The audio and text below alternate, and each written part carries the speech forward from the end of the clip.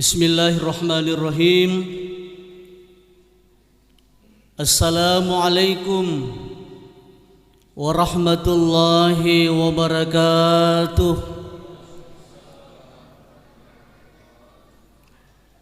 Alhamdulillah wa syukrillah, wala haula wala quwata illa billah.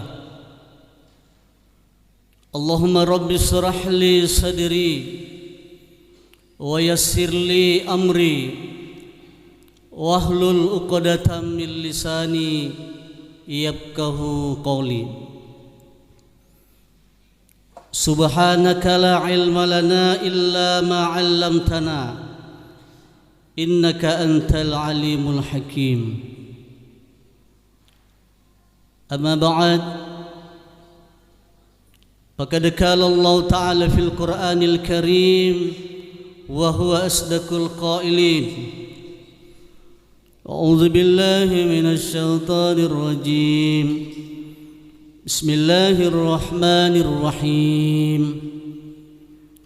Faman kana yarju liqa'a rabbih faly'amal 'amalan shalihan wa la yusyrik bi'ibadati rabbih ahada. Sadaqallahul azim wa sadaqa rasuluhul karim. Bapak Ibu hadirin hadirat yang insyaallah dirahmati dan dimuliakan oleh Allah. Pada maiki syukur mepuji lorifung Allah Ta'ala. Alhamdulillah, malam ini kita sudah memasuki malam ke-14 dari bulan suci Ramadan. Artinya 10 telu puasa teletu risisina atau puasai. Nah sahabat mereka tahu kosu di nama puasa mapuan remina jama. Ada memang orang itu Ramadan bukan Ramadan pada bamua. Ini nageso matole.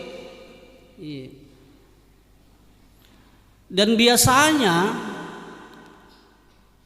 orang yang seperti ini narek komalepek matu tapalin yulu. Ila langsung barunah, waju barunah. Surah baru kapan apa gitu. Iya.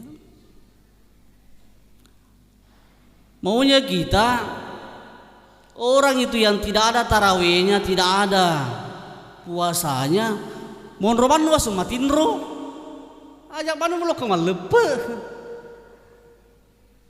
Karena hakikat dari perayaan Idul Fitri sesungguhnya adalah perayaan kemenangan. Setelah 1 bulan kita berjuang melawan segala keinginan, lapar kita tahan, haus kita tahan, nafsu berhubungan kita tahan. Itu yang kita rayakan. Alhamdulillah puang. Syukur kasih ulah kasih ulih muat tahan. Tapi aku tahu deh gak puasana, deh gak tarawihna. Kira-kira akan rayakan manrel sona. Ini jamaah. Kenapa itu terjadi? Oleh karena memang dalam diri kita ini ada yang namanya hawa nafsu. Inilah yang terkadang menggelincirkan kita sebagai manusia. Makanya Rasulullah satu saat kembali dari sebuah peperangan, tiba-tiba berdiri di depan sahabatnya dan berkata, "Raja'na min jihadil asgari ila jihadil akbar." Wahai sahabatku, sesungguhnya hari ini kita kembali dari peperangan yang kecil menuju kepada peperangan yang lebih besar. Masih limani sahabat Muhammad. Engkau mau pakai perang yang lebih besar yang baru-baru kita ikuti. Makutana nih sahabatnya, "Wamal jihadul akbar ya Rasulullah." Yang mana perang yang besar itu ya Rasulullah? Jihadun nafs, perang melawan hawa nafsu. Dan salah satu hakikat dari perintah puasa ini hadirin sekalian adalah bagaimana kita mampu menundukkan hawa nafsu yang ada di dalam dada sanubari kita masing-masing. Jamaah yang mulia, oleh karena itu pada malam yang singkat ini, yang kurang lebih 20 menit, saya menyampaikan ada 3 sifat manusia yang sepatutnya kita eliminasi, yang sepatutnya kita singkirkan dalam proses tarbiyah kita 1 bulan di bulan suci Ramadan ini. Apa itu? Yang pertama, sifat kikir. Sifat kikir ini merupakan satu sifat yang kronis kita buat manusia. Jangankan terhadap orang lain, terkadang terhadap diri sendiri kita kikir. Biasa tasikeki alita.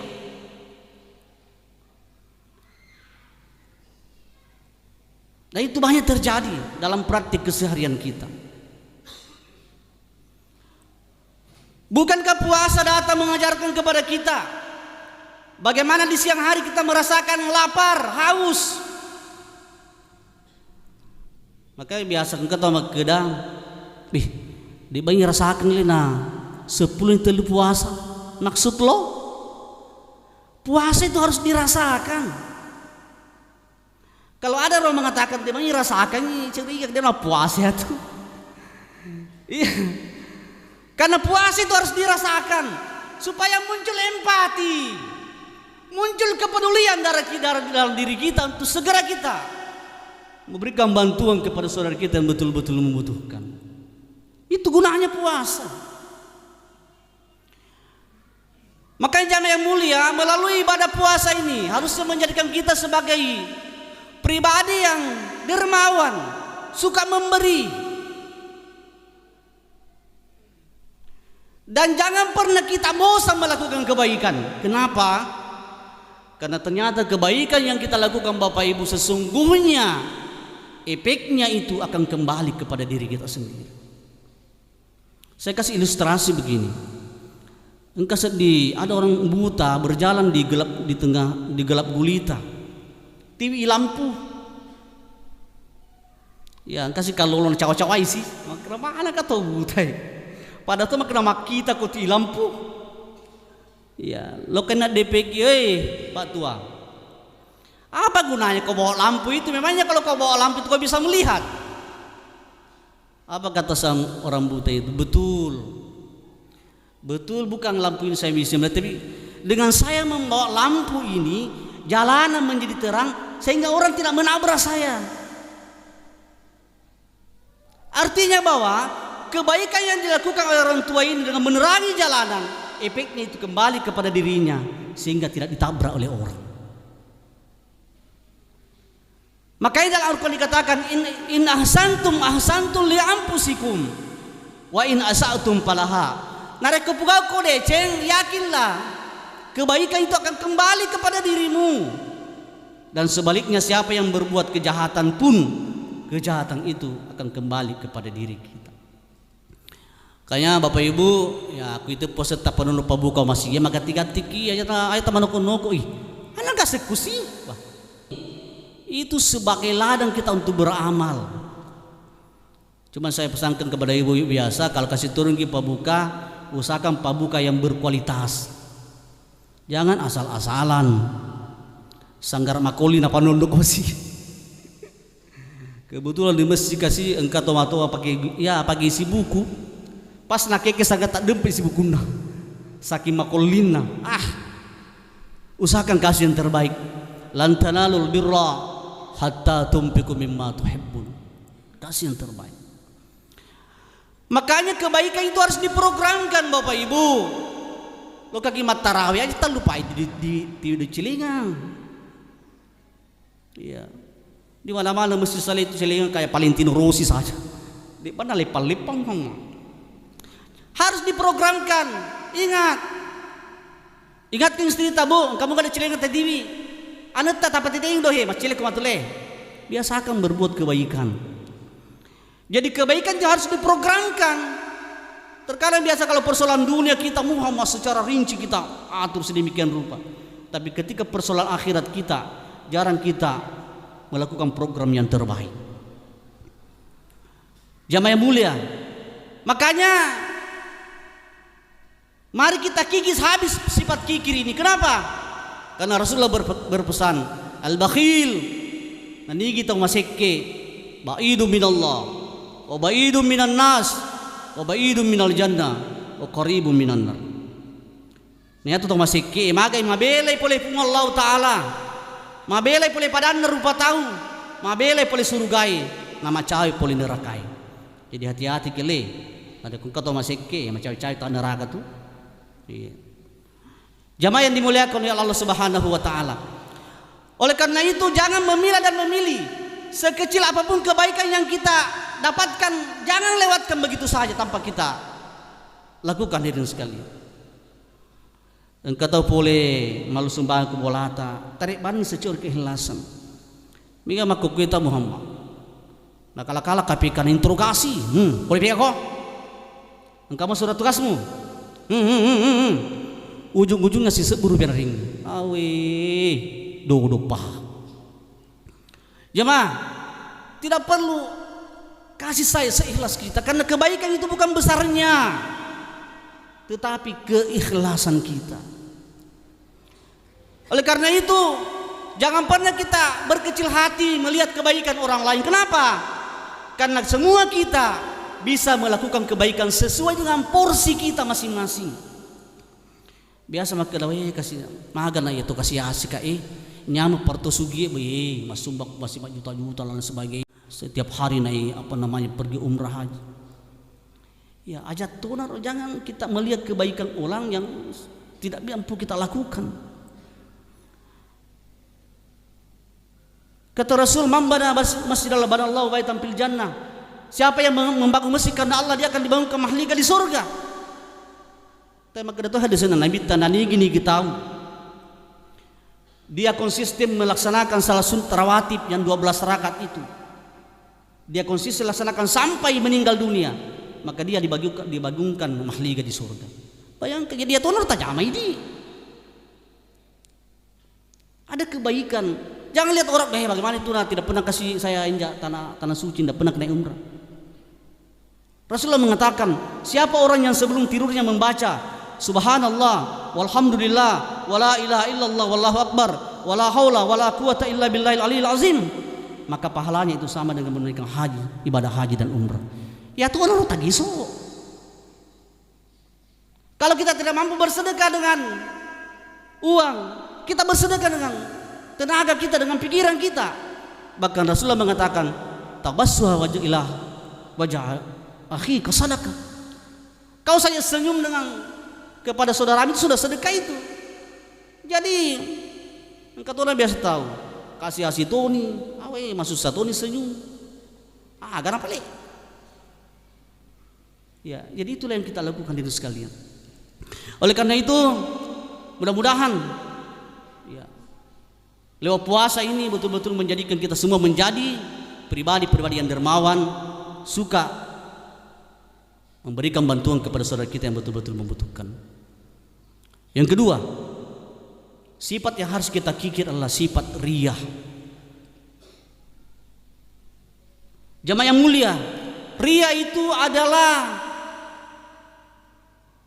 perbuatan yang akan memakan seluruh amal kita seperti api yang memakan kayu bakar, dia gak kena sisa. Oleh karena itu, dalam kita beramal, mari perbaiki nawaitu kita. Bukankah dengan ibadah puasa ini adalah ibadah yang ikhlas sesungguhnya? Kenapa? Karena ibadah puasa ini kita tidak mampu membedakan mana yang berpuasa, mana yang tidak. Ay tamak kada loyo ko wita ay mapuasa ay belum tentu. Oleh kau pura minum, itulah ikhlasnya puasa. Dan kita diajarkan dalam semua amalan kebaikan, mari kita landasi dengan keikhlasan. Di era modernisasi sekarang ini sekalian, tantangan kita hampir rasanya tidak enak perasaan kita kalau kita beramal kemudian kita tidak informasikan ke seluruh dunia. Ini tantangan kita di era modernisasi sekarang. Saya pernah baca status di Facebook. Apa dia tulis, ya Allah, nikmat rasanya malam ini hamba bisa bangun salat tahajud 2 rakaat. Ini napa sih? Maka itu dah ko palopo la baco. Tokong mas supaya tahajudnya 2 rakaat. Masa ada orang yang menyumbang di panti asuhan, ya foto, di-upload Facebook, udah kasih keterangan. Ya Allah, atas nikmat-Mu hamba bisa menyumbang di panti asuhan 10 juta rupiah. Apakah salah? Apa tidak boleh? Boleh. Karena memang amalan itu sirra wa alaniyah. Ada 2 macam, bisa terang-terangan, bisa sembunyi-sembunyi. Tetapi tadi perbaiki nawaitu kita, karena jangan sampai ada unsur ria. Ada unsur ingin mendapatkan pujian dari sesama manusia. Paling parah ibu-ibu biasa itu magai. Aku pernah bepa bikin makanan foto, tak pada naplok kopi semua. Tak pernah kasih keterangan nikmatnya sampai ke jantung guys. Ini sampai ke jantung. Ibu-ibu paling ngerai kele. Kalau ada ibu-ibu selalu maplop begitu, nah ada orang lihat BP lo nya madosa ki. Iya. Bahkan ini kena pasal sebenarnya, pasal perbuatan tidak menyenangkan. Madosa ki. Makanya Bapak Ibu sekalian, di akhirat nanti magai mega tahu kacili. Mega tahu katakes mangolor ipung Allah Ta'ala dengan pedenya dia datang dengan berbagai macam kebaikan di dunia. Boleh dimakutan lebih puang pegali pahala dan salat tahajud. Dibuka boi catatan zong. Tidak zong malopo. Maka lebih mana kan dengan telepon na kau ni memang toko masalah tahajud. Maka dah cocok ni. Tapi bukan kan di dunia betul kau am salat tahajud. Motivasimu niatmu itu karena kau ingin mendapatkan pujian dari manusia. Kau sudah dapatkan di dunia, tapi musapa. Dan itu yang akan kita alami hadirin sekalian. Kalau kita beramal didasari dengan ria, ingin mendapatkan pujian dari sesama manusia. Oleh karena itu hadirin sekalian, melalui kesempatan ini karena sudah habis waktu, saya mengingatkan kepada diri saya dan kepada kita semua, pada Maiki tetap istiqamah menjalankan ibadah kita dalam bulan suci Ramadan ini. Mudah-mudahan dengan ibadah puasa yang kita lakukan di siang hari, kita tarawih di malam hari, kita tilawatil Quran, kita bersedekah dan berimpak, kemudian kita mengeluarkan zakat, di hari raya Idul Fitri kita saling bermaaf-maafan. Mudah-mudahan semua itu menjadikan asbab kita menjadi pribadi yang suci bersih, mendapatkan predikat la'allakum tattaqun. Dan pada akhirnya insyaallah kita semua akan dipanggil masuk ke dalam surganya Allah Subhanahu wa taala. Amin. Amin ya rabbal alamin. Demikian, lebih dan kurangnya mohon dimaafkan. Billahi taufik wal hidayah. Wassalamu alaikum warahmatullahi wabarakatuh.